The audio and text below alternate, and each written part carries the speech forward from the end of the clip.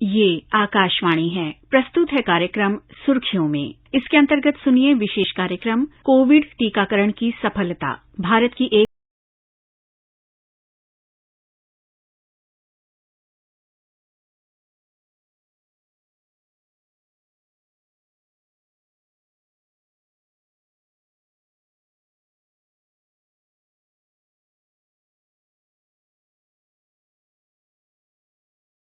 Corona virus विज्ञान जगत और वैज्ञानिकों के लिए एक बेहद मुश्किल चुनौती। जब इस लाइलाज बीमारी की शुरुआत हुई तब सबकी नजरें वैज्ञानिकों और अनुसंधानकर्ताओं पर टिक गईं। भरोसा था कि प्रयोगशालाओं से ही उम्मीद की रोशनी निकलेगी। समय लग रहा था, रिसर्च का काम जारी था। एक के बाद एक कई परीक्षण हो रहे थे। दुनिया भर के तमाम वैज्ञानिकों के साथ साथ भारत में भी कोरोना से लड़ने के लिए वैक्सीन पर काम शुरू हो गया। हमारा देश वैक्सीनेशन के क्षेत्र में विश्व के सबसे अग्रणी देशों में से एक है। दुनिया भर में प्रयोग में लाई जाने वाली वैक्सीन्स में 70% का निर्माण भारत में ही होता है। ऐसे में पूरा विश्व वैक्सीन के लिए भारत की ओर आस लगाए देख रहा था। भारत में वैक्सीन बनाने की बात करें तो इसका निर्माण 5 चरणों में हुआ। पहले चरण में कोरोना के लक्षणों की व्यापक जांच की गई। कोरोना से शरीर पर होने वाले असर का विश्लेषण किया गया। कोरोना वायरस की विस्तार से जांच की गई। दूसरे चरण में सभी जरूरी विश्लेषण के बाद संभावित कंपोजिशन की मदद से दवा बनाई गई। तीसरे चरण में दवा का सबसे पहले चूहे, खरगोश जैसे जानवरों पर एनिमल ट्रायल हुआ। चौथे चरण में लोगों पर दवा का परीक्षण किया गया। तय अंतराल पर दवा की जरूरी खुराक दी गई। दवा के बाद शरीर पर हुए असर का विश्लेषण किया गया। मानवीय परीक्षण सफल होने पर इसे मंजूरी के लिए भेजा गया। 5वें चरण में सब्जेक्ट एक्सपर्ट कमेटी ने ट्रायल रिपोर्ट का विश्लेषण किया। समिति ने विश्लेषण के बाद 2 वैक्सीन, कोवैक्सीन और कोविशील्ड को मंजूरी दी। पूरी रिपोर्ट का गहन अध्ययन करने के बाद DCGI ने भी अपनी स्वीकृति दे दी। केंद्र सरकार ने सभी जरूरी मंजूरी तुरंत दी। जरूरत के मुताबिक आर्थिक मदद दी गई। कोरोना पर ग्रुप ऑफ मिनिस्टर की कमेटी बनी। GOM ने वैक्सीन से जुड़ी सभी मुश्किलों को दूर किया। वैक्सीन के लिए एक और एक्सपर्ट कमेटी बनी। कमेटी ने वैक्सीन से जुड़ी हर जानकारी पर चर्चा की। ICMR ने भी रिसर्च से जुड़े मुद्दों पर वैज्ञानिकों का सहयोग किया। नीति आयोग लगातार वैक्सीन की प्रक्रिया से जुड़ा रहा। प्रधानमंत्री लगातार वैक्सीन के विकास और अनुसंधान की जानकारी लेते रहे और आवश्यक दिशा निर्देश भी देते रहे। ICMR के वैज्ञानिक डॉक्टर रमन गंगा खेड़कर ने कोविड वैक्सीन के निर्माण तकनीक पर विस्तार से जानकारी दी। सबसे पहली बार जब चाइना ने जनवरी महीने में सीक्वेंसेस जो थे उसके SARS-CoV-2 के वो रिलीज किए, लेकिन रिलीज करने के बाद में हमारे यहाँ हम mRNA टेक्नोलॉजी का इस्तेमाल नहीं कर सकते थे। उसकी वजह से क्या हुआ कि हम लोगों को थोड़ा रुकना पड़ा कि वायरस कल्चर चाहिए। जो हमारे यहाँ डेवलप करने के लिए जो प्लेटफॉर्म्स थे उनका हम इस्तेमाल कर पाए। कल्चर सबसे पहले मार्च महीने में हम कर पाए क्योंकि कल्चर करना भी आसान नहीं था। और फिर वो वायरस कल्चर जो हुआ उसको ICMR ने भारत बायोटेक को दिया।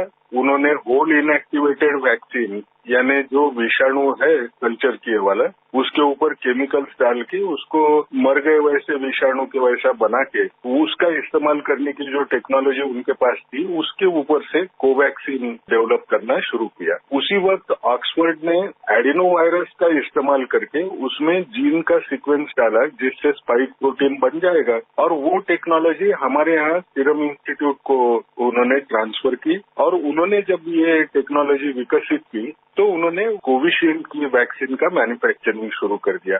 Centre for cellular and molecular biology CCMB के निदेशक डॉक्टर राकेश मिश्र ने बताया कि वैज्ञानिक आधार पर जांचने, परखने और सुरक्षित पाए जाने के बाद ही कोविड वैक्सीन को मंजूरी दी गई। कोई भी वैक्सीन को देने का पहले 2 बेसिक कारण होता है। एक तो ये कि वैक्सीन सेफ है और दूसरी चीज है कि वैक्सीन इफेक्टिव है। इन दोनों तथ्यों के आधार पर ही वैक्सीन को अप्रूवल मिलता है और इसी को हम बोलते हैं phase 1, phase 2 and phase 3 trial.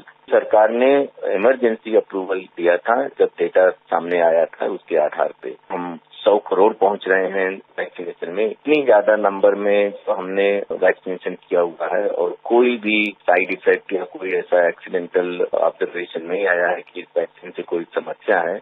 AIIMS Delhi के निदेशक डॉक्टर रणदीप गुलेरिया का मानना है कि एक पूरी प्रक्रिया और गहन शोध के बाद ही महामारी के बीच वैक्सीन को आपातकालीन मंजूरी मिली और ये कोविड टीके बेहद प्रभावी हैं। ये जो वैक्सीन आई है उसमें पूरे सेफ्टी और एफिकेसी का डेटा जो है वो रेगुलेटर्स ने देख के ही उसको अप्रूव किया। दूसरा सिचुएशन ये है कि हम पैंडेमिक में हैं। अगर हम नॉन पैंडेमिक सिचुएशन में होते तो हम ये कहते कि हर एक वैक्सीन चाहे वो फाइजर की हो, मॉडर्ना की हो या हमारी सीरम इंस्टीट्यूट की या भारत बायोटेक की हो, उसका फॉलो अप 6 से 9 महीने होना चाहिए, साल भर होना चाहिए, तभी पता चलेगा कि वैक्सीन की एफिकेसी कितनी है, आपकी इम्यूनिटी कितने महीने रहती है। पैंडेमिक में हम ऐसी चीजें नहीं कर सकते, इसलिए डेटा देख के हर एक वैक्सीन को इमरजेंसी यूज ऑथराइजेशन दिया गया है, क्योंकि डेटा अभी इवॉल्व हो रहा होगा। लेकिन अगर हमें इस पैंडेमिक से बाहर निकलना है, अगर हमें लोगों की जान बचानी है, अगर चेन ऑफ ट्रांसमिशन रोकना है, हमें अपने रेगुलेटर्स पे विश्वास करके वैक्सीन लगानी चाहिए।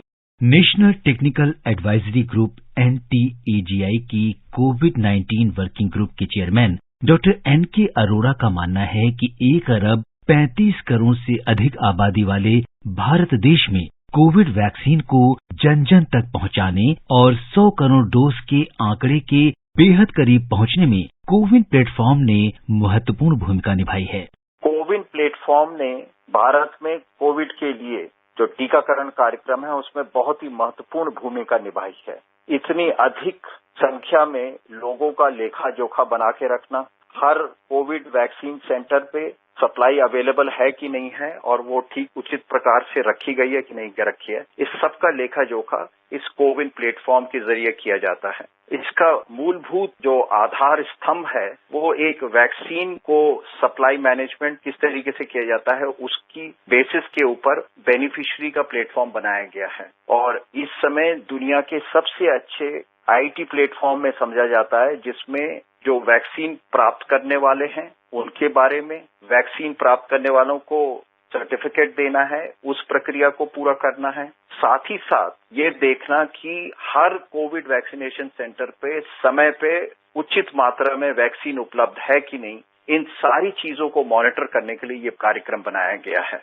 नीति आयोग के सदस्य और कोविड-19 टास्क फोर्स फॉर वैक्सीनेशन के चेयरमैन डॉक्टर VK पॉल बताते हैं कि वैज्ञानिकों की मेहनत के बाद बेहतर प्रबंधन के सहारे ही 100 करोड़ डोज की उपलब्धि हासिल करने में हम कामयाब हो रहे हैं। हमारी यूनिवर्सल इम्यूनाइजेशन प्रोग्राम की जो कोल्ड चेन की व्यवस्था थी उसमें स्पेयर कैपेसिटी हमारे काम आई, हमारे देश की सिरिंज बनाने की कैपेसिटी हमारे काम आई, हमारे देश में जो ट्रेनिंग पहले मिली हुई थी थोड़ी और ट्रेनिंग के बाद हमने सक्षम करा कि वो ये टीका भी तरीके से लग जाए। और टीकाकरण का जो एक्सपीरियंस है उसको देखो तो कितना वो सिस्टमबद्ध है कि आप जाते हो, वेट करते हो, फिर टीका लगता है, फिर ऑब्जर्व होते हैं, फिर आप जाते हैं, फिर सर्टिफिकेट मिल जाता है, फिर आपको एक SMS आ जाती है, फिर आपको रिमाइंडर आता है। ये जो मास्टरी करी गई है SOP की, ये कमाल की बात है। वैज्ञानिकों की मेहनत पूरी तरह से तभी सफल होगी जब आप और हम यानी देश का हर नागरिक कोविड टीका लगवाए।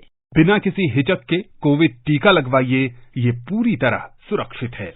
सबके साझा प्रयासों से ही देश